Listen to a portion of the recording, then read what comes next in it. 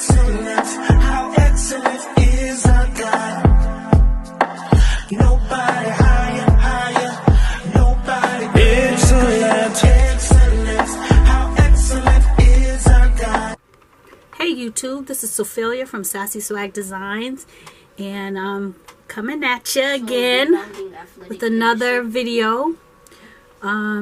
I'm going to talk about my Addi machine today. I'm not a professional. I just got it. It's brand new. I don't know how to use it yet, but I figured out this much so far with this yarn. I love this yarn. I found it about 2 years ago, and I've been saving it. Didn't know what I was going to do, and this is perfect what I want to do with it, because I did try to crochet with it. I didn't like the effect, but I looked online for it and I can't find it anymore. So with the Addi, what you want to do is you want to get it from this state and get it into a ball like this. This makes the yarn flow a little bit better. And I'm into cardigans. If you all follow me on Facebook, you know that I do a lot of cardigans. So what I want to do is show you these two panels that I made from this.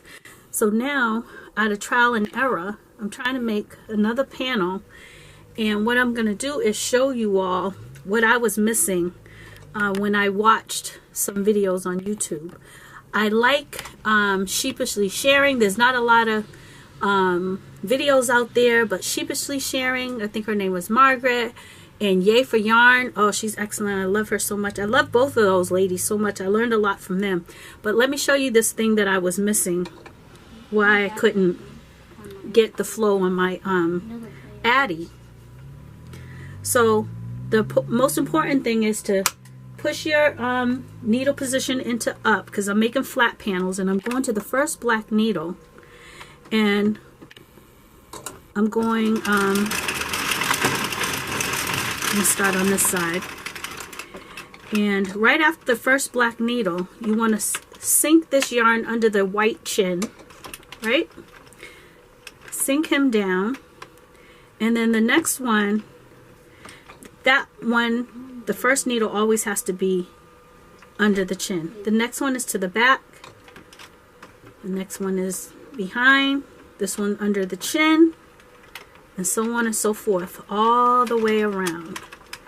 So you want to go nice and slow until you get that cast on correct, because if you don't, your needles will come off your chin here. I call them chins because they look like little heads and fins. But you want to make sure the yarn doesn't split. Alright, so what you want to do is you want to start here right after the first black needle, and you want to put the yarn behind the first white needle.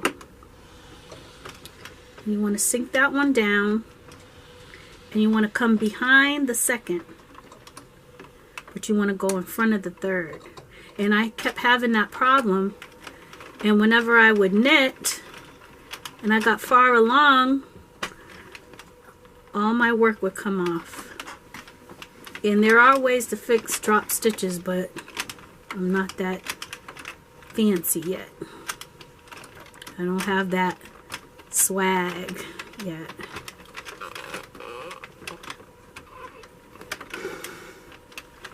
Oh brother. Okay, so once you get to this last needle, this is what's important.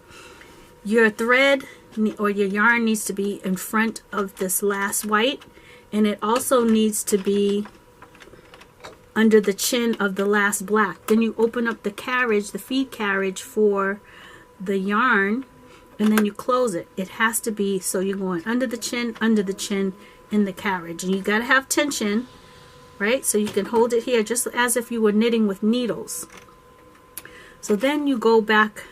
Well, you have to make sure if your yarn doesn't go under this last fin, red fin after the white needle, it's not going to catch. It's going to skip a stitch.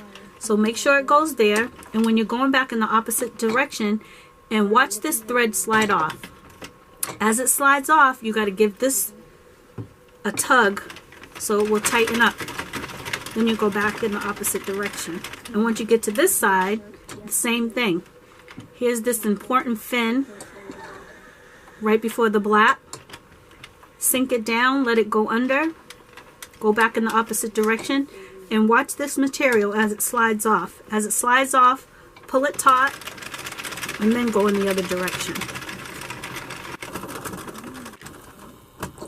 If it ever comes up like this, you need to push it back down, but you need it to go all the way to the end.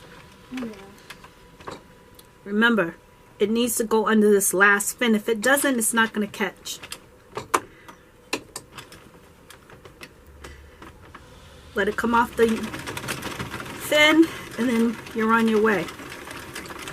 But really, if you don't do those things, like this material that comes up, push it down and start again.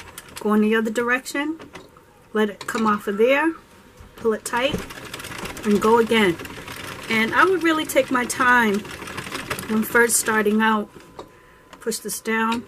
Just be very careful or you're going to lose all your work, like I have so many times.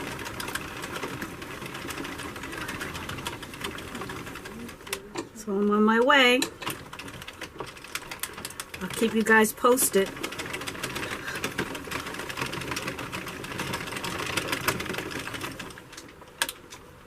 Let it go under the fin. Go back the other direction. Right here, watch it slide off. When it slides off, pull it at the top.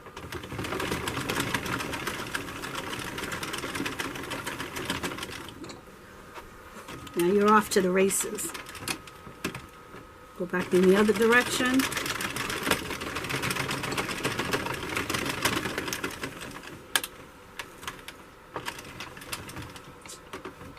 Pull it tight. And sometimes I find once it starts getting a little longer, you can pull on these pieces and it kind of helps the flow of the material. Okay, I'm going to keep you posted. This is what I'm working on. Look for me.